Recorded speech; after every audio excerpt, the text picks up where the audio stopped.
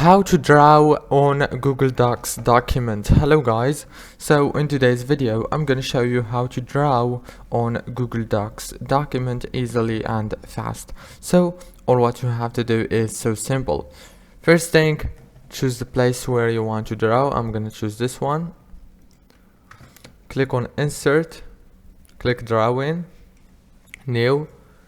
Now here on this page you will be able to draw anything you want right here. As you can see, you can draw anything. After you finish drawing, all what you have to do is click on save and close, and here you go, the drawing is here.